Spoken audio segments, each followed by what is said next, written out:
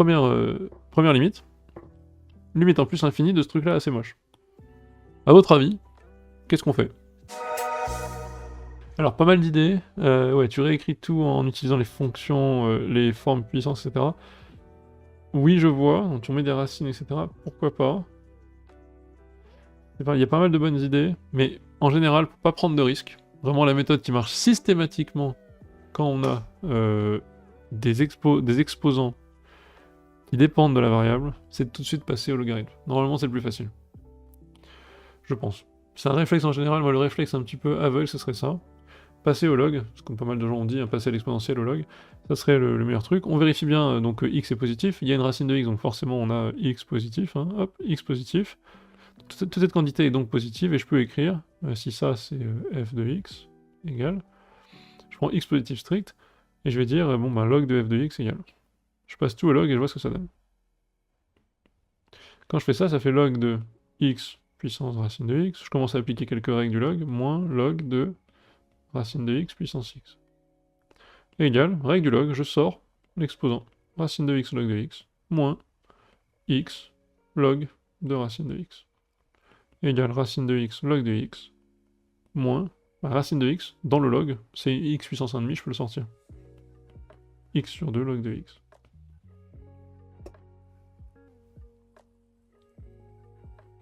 Une fois que j'ai ça, en fait, c'est pas très bien. Enfin, c'est pas trop compliqué. Qu'est-ce que je fais? Ben, je sens que ça, c'est du racine de x log de x. Ça, c'est du x log de x. C'est donc plus costaud. Je vais factoriser par le terme dominant. On va bien voir ce que ça donne. Ça fait x log de x, facteur de 1 sur racine de x, moins 1 demi. Ça tend vers 0. Ça va très vite en fait, hein. C'est pas vraiment trop compliqué cet exercice. Ça tend vers 0 quand x tend vers plus l'infini. Ça tend vers plus l'infini quand x tend vers plus l'infini. Le tout tend donc vers moins l'infini. Est-ce que j'ai fait une erreur? Pourquoi j'ai un moins l'infini là? Oui, non, c'est ça, c'est moins l'infini. Et enfin, j'ai donc log de f de x tend vers moins l'infini. Le log nous permet juste de faire une comparaison de nombres très gros. Donc, par continuité de la fonction exponentielle, je peux passer à l'exponentielle de chaque côté. F de x tend vers e de moins l'infini, 0. Quand x tend vers plus l'infini. Easy. Donc ça c'est facile, c'était vraiment une petite mise en bouche pour vous faire un peu, c'est limite des rappels de termes honnêtement, avec un exo un peu chelou, un peu moche, qui fait plus peur que... Enfin il fait plus... son apparence il fait plus peur que... Comment dire? Il a l'air plus difficile que ce qu'il est vraiment, voilà. Donc ça c'était un premier exo un peu facile. Deuxième exo, là, on va avoir un peu plus de difficultés, et c'est plus un exo vraiment type de Mathieu.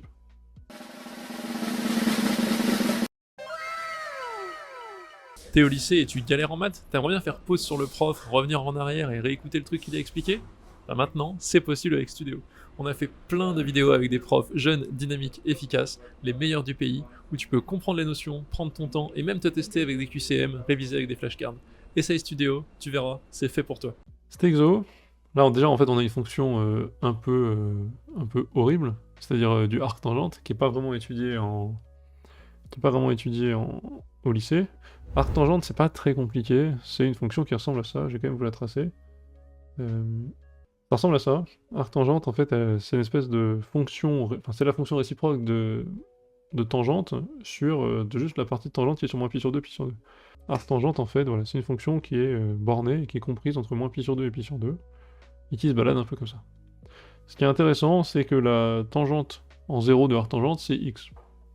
Donc, elle fait partie de ces fonctions du genre log de 1 plus x, ou sinus, ou tangente d'ailleurs, qui ont comme approximation proche de 0, leur tangente, et leur tangente c'est x. Donc voilà, ça c'est l'arc tangente, il y a plusieurs choses à connaître sur l'arc tangente, donc sa forme générale.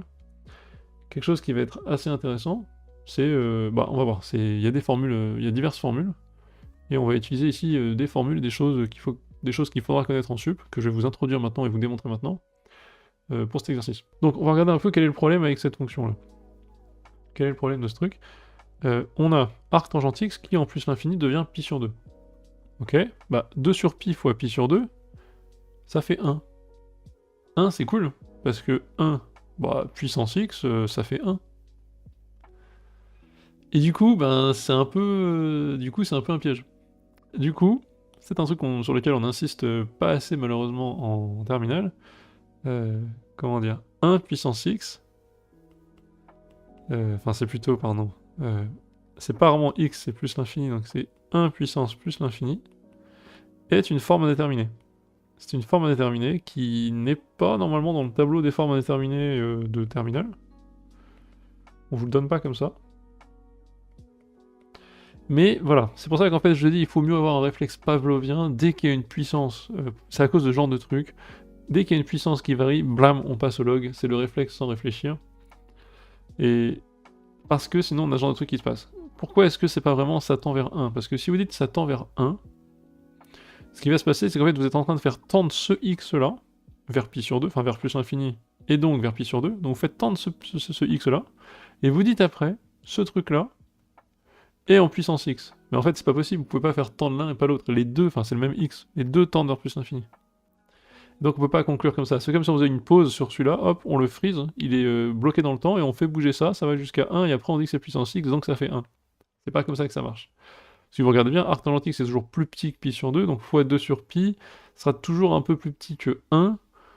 Et donc quand x augmente, on a un truc qui est toujours un peu plus petit que 1, et dont la puissance augmente. Donc on pourrait justifier, bah non, vu que c'est toujours plus petit que 1, c'est toujours plus petit, ce truc-là est toujours plus petit que 1, donc 1 puissance n'importe quoi, si la puissance augmente, ça tend vers 0. On pourrait faire le même argument.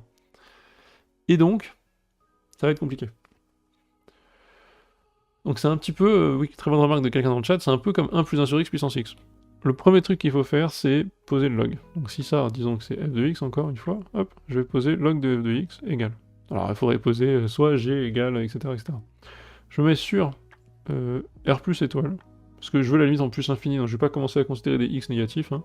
Je définis, bon, je le fais bien, sur R plus étoile, bon, je veux dire on définit g si vous voulez, soit g tel que g de x égale log de f de x. Voilà. Égale x fois log de 2 sur pi arc tan x. Donc on fait ça comme d'hab, en gros, premier réflexe, on fonce, on pose le log. Donc ça c'est intéressant, et on se dit, ok, bon bah c'est pas encore parfait. Là j'ai du 2 sur pi arc tangent x, ok, on sait que ça en plus l'infini ça tend vers 1 en gros, enfin ça tend vers pi sur 2, donc le tout fait 1, donc ça c'est du 0, log de 1 fois du plus l'infini. On va transformer ce 1 puissance plus l'infini en plus l'infini fois 0, qui est une forme indéterminée classique. On n'a pas encore fini. On se dit, bon, on connaît quand même des choses, nous. Du log de x avec du x ici, on connaît des limites du log, on n'est pas encore dans une des formes à connaître, mais on n'est pas loin. En fait, il y a quelque chose qu'il faut absolument connaître, que je vous donne maintenant, qui sera une formule de sup, à connaître par cœur.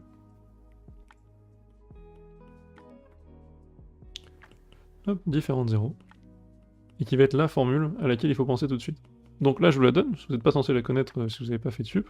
Disons que celle-là, elle fera partie de votre formule, votre, comment on dit, comme dans un zoo, là, votre bestiaire de formules, si vous voulez. Et c'est une formule à laquelle il faudra penser dès qu'on a, enfin, en tout cas assez souvent, dès qu'on a un exercice avec de l'arc tangente. Arc tangente x plus arc tangente 1 sur x, pour tout x non nul, parce que sinon il n'est pas défini ici, ça vaut plus ou moins pi sur 2. Sin de x fois pi sur 2, donc ça c'est sin de x, ça vaut plus pi sur 2 si x est positif, moins pi sur 2 si x est négatif. Ça, c'est une formule ultra classique qu'il va falloir connaître. Comment on la démontre? Démo, soit h, défini de r étoile dans R, tel que on est h de x égale arctan x plus arctan 1 sur x. Nous, on veut montrer que, apparemment, h, c'est constant. Qu'est-ce qu'on fait pour ce genre de truc? Bah en fait, on va la dériver et espérer que la dérivée soit nulle. Voilà, ça va être assez facile. On a h de moins x égale arctan moins x plus arctan 1 sur moins x moins 1 sur x. L'arctangente est impair, ça je vous le donne, vous l'avez vu sur le graphe, mais il faut le savoir. Il y a le moins arctan de x moins arctan de 1 sur x, et donc égal à moins h de x. H impair. Donc je peux me concentrer. Je peux regarder ce qui se passe sur R+. On a, quel que soit x positif, h' de a, x égale. Formule. Je fais beaucoup de cours en fait là aujourd'hui. Arctan' de x égale 1 sur 1 plus x2. Donc, vos dérivées en sup, il faudra toutes les connaître par cœur. Genre vraiment vénère. Donc là je vous mets celle-ci en plus, il faudra la connaître. La dérivée d'arctangente, c'est un truc assez sympa parce que c'est pas polynomial, mais c'est en gros assez facile. C'est une fraction rationnelle, on appelle ça. C'est l'inverse d'un polynôme. C'est assez cool. Arctan' de x est égal à ça, donc je peux facilement dériver h', enfin h, je veux dire, qui vaut 1 sur 1 plus x2. Plus la dérivée de l'arctangente 1 sur x, donc plus moins 1 sur x2, la dérivée de ce qui est à l'intérieur, fois 1 sur 1 plus x2, mais appliqué à 1 sur x. 1 plus 1 sur x2 égale, si vous faites le calcul, vous mettez x2 fois 1 plus x2 fois 1 sur x, ça fait x2 plus 1, 1 sur 1 plus x2 moins 1 sur 1 plus x2, ça fait 0. Donc, c'était quel que soit x différent de 0, on a h constante sur R+, étoile, h de 1 égale 2 arctan de 1. Je fais exprès de prendre 1, parce que c'est une valeur ultra facile, et en fait, quand je prends arctangente de x et arctangente de 1 sur x, bah avec la valeur 1, c'est la même chose. Ça fait 2 arctangente de 1. Ça fait 2 fois pi sur 4. On sait que l'inverse de 1, bah, quel est le nombre entre moins pi sur 2 et pi sur 2, dont la tangente vaut 1, c'est pi sur 4, donc ça fait 2 fois pi sur 4, ça fait pi sur 2. Par imparité. Sur R- étoile. Parce qu'on sait que h est impair.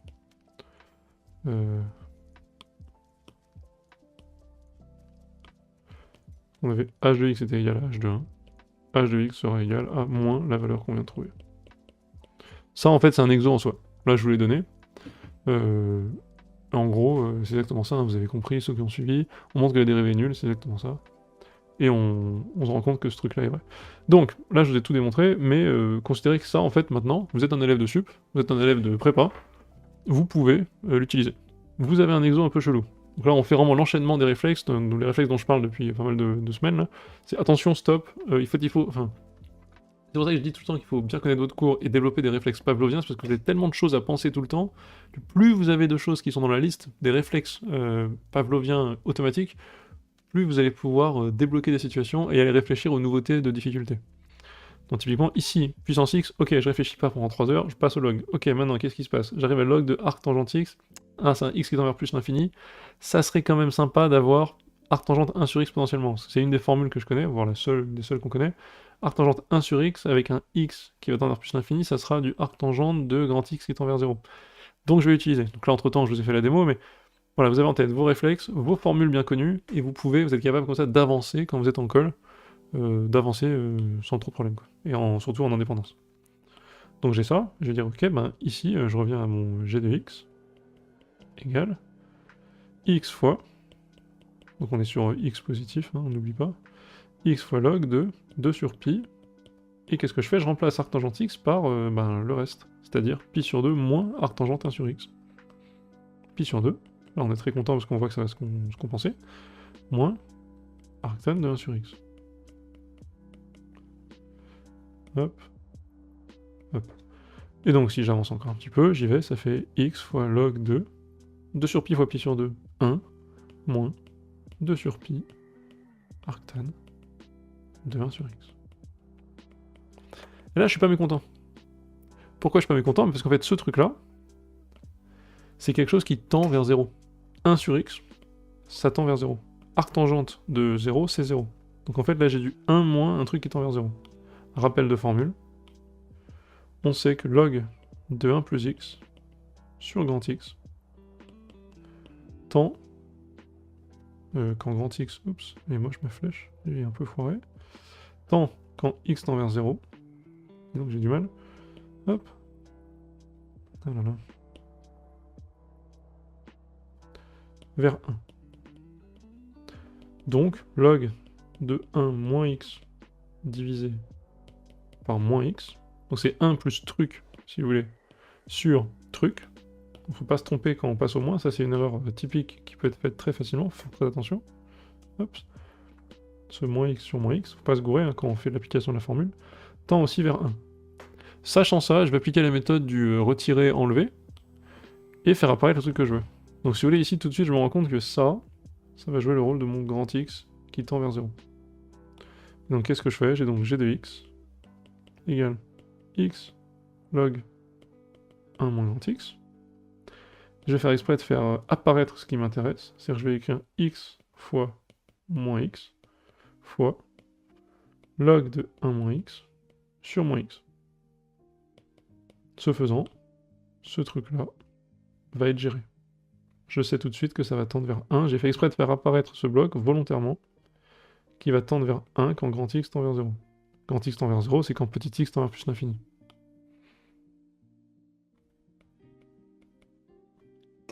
Voilà. Merci à tous de suivre cette chaîne YouTube, de m'aider à faire ce que j'aime. N'hésitez pas à vous abonner, ça aide toujours pour le référencement. Et n'oubliez pas, dans la description, je mets toujours le PDF des exercices que je corrige. Allez, à toutes! Voilà le genre de truc, enfin, le genre d'enchaînement des briques élémentaires que vous avez en tête qu'il va falloir faire et qu'on va attendre de vous quand vous arrivez en colle, en exercice, en TD, etc. Donc vous faites ce truc, vous dites ok, ça, je reconnais que c'est un 1 moins grand x. Qu'est-ce que je fais? Je fais encore un enlever, retirer, une technique de plus 1, moins 1, de fois a divisé par a, cette technique de, en gros, faire apparaître le truc dont on a envie, et le retirer tout de suite. Je l'impose tout de suite, et là, ensuite, j'ai plus qu'à gérer ce truc-là. Donc en fait, ça, je vais le faire à part. Ça, c'est quoi? X fois moins grand x. Ben, c'est x fois, et moins grand x, c'est quoi? Donc il y a un moins ici, si vous voulez. Moins x fois, 2 sur pi, arctan de 1 sur x. Ok, mais ça, c'est moins 2 sur pi. Bon, je le mets devant parce qu'il me saoule. Fois, enfin, il est dans mes pattes, quoi. Arctangente de 1 sur x divisé par 1 sur x. Pourquoi donc? Parce que, encore une fois, on a une autre formule qui est arctan de x, arctan de u, si vous voulez, je vais mettre un u, sur u, tend vers 1 quand u tend vers 0. Donc là, vous allez avoir l'impression que je vous bombarde de formules, mais en fait, je vais revenir sur un graphique. Ça, c'est un ensemble de formules que j'ai déjà montré ici. C'est un ensemble de formules qui appartient à cet ensemble-là, qui est tangente x, sinus x, log de 1 plus x. Il y a un ensemble de toutes ces formules, x. Donc là, on n'y voit rien, je vais effacer tout ça, je vais virer tout ça. Il y a toutes ces formules de ratio d'une fonction divisée par x qui tendent vers 1, et en fait, qui sont vraies uniquement parce qu'on parle d'un ensemble de fonctions qui admettent y égale x comme tangente. Et donc en fait, il faut toutes les connaître. On a l'impression qu'il y a plein de formules, mais si on veut, c'est un peu toujours la même, sauf qu'il faut savoir pour quelle fonction ça marche. Ça marche pour log de 1 plus x, on voit que là, log de 1 plus x est proche de sa tangente en 0, et sa tangente, il se trouve que c'est x, donc le rapport des deux, ça fera 1. Sinus x, c'est la même chose. Sinus x sur x fera 1 parce que je vois qu'elles sont indiscernables quand j'approche de 0. Sinus x à peu près égal à x, en gros proche de 0. Tangente x, c'est la même chose. Proche de 0, indiscernable. Donc le rapport des deux vaut 1, enfin tend vers 1. Et arctangente de x, pareil. Donc en fait, toutes ces formules, là, sur un seul graphe, je vous ai montré tout, en fait. Arctangente, tangente, sin et log de 1 plus x. Leur ratio avec x tend vers 1. C'est en fait, ça fait un peu plein de formules, mais ça fait un peu une seule formule à appliquer. Mais c'est vrai qu'il faut avoir l'habitude. Et ben ça, c'est ce qui se passe ici. Ça, c'est mon u qui tend vers 0 quand x tend vers plus l'infini.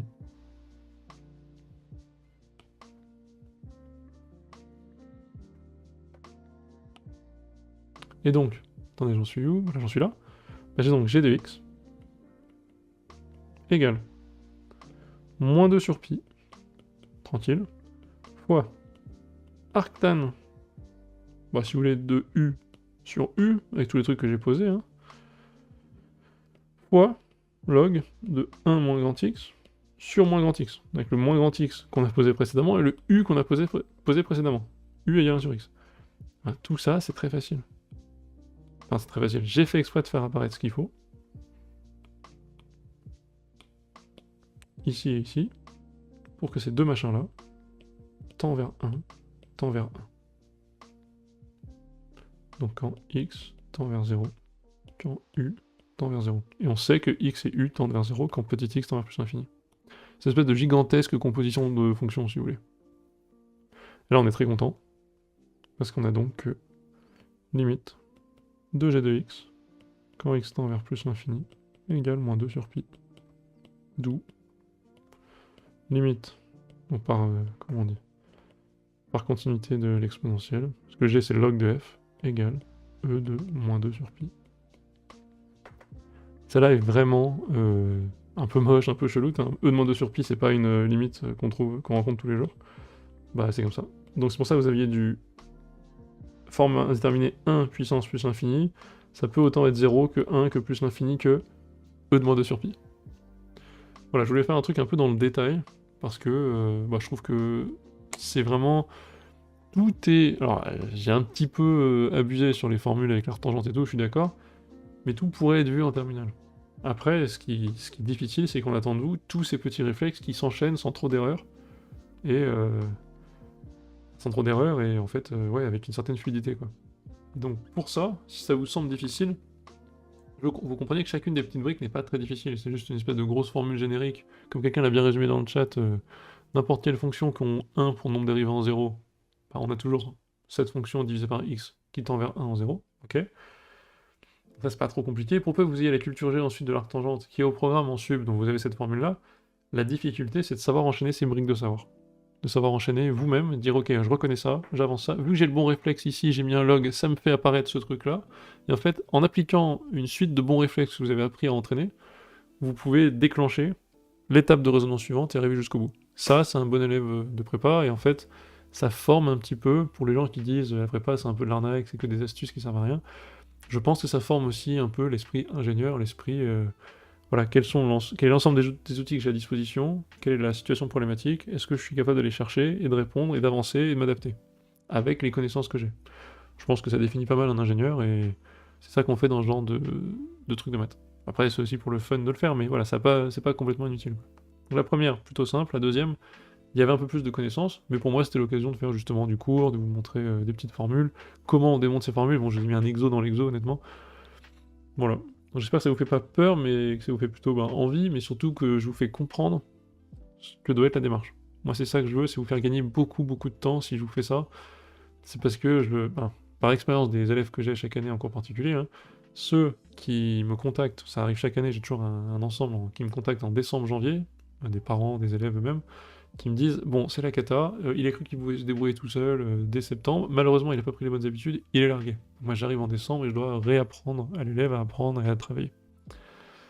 Donc l'idée, pour moi c'est ça, essayer de transmettre au plus de gens possible, donc vous tous qui êtes là, ceux qui regardent après la rediff, vraiment, essayer de vous donner, montrer ce qu'on attend de vous, montrer que c'est normal de ne pas y arriver dès le début, mais montrer surtout que c'est possible d'être capable d'y arriver, ça demande par contre d'arrêter d'être paresseux sur l'apprentissage du cours.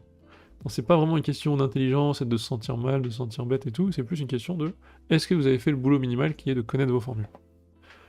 Si vous avez fait ce boulot minimal, vous avez une chance d'y arriver, c'est juste que, bon, le niveau minimal de boulot est plus élevé qu'au lycée.